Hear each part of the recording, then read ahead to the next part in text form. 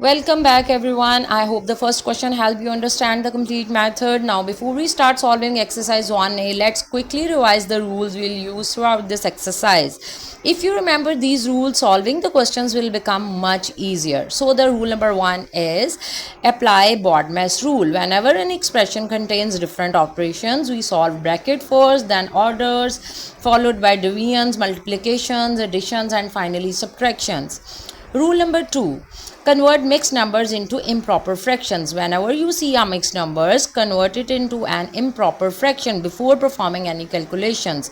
Actually, this makes the calculations much easier. So the rule number 3 is find the LCM of the denominators. If the fractions have different denominators, we first find the least common multiple or LCM of those denominators.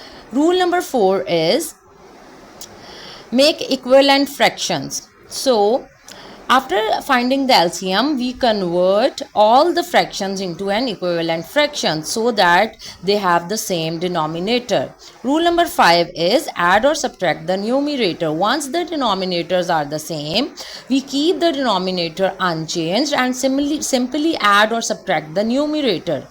Rule number 6 is simplify. After solving, always simplify the fraction to its lowest term if possible. Rule number 7 is convert back to a mixed number. If the final answer is in an improper fraction, convert it back into a mixed number by dividing the numerator by the denominator.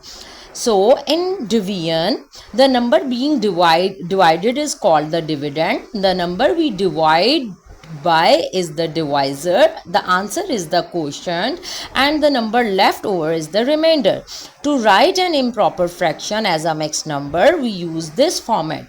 Mixed number will become the quotient and remainder over divisor. So the quotient becomes the whole number, the remainder becomes the numerator, and the divisor remains the denominator.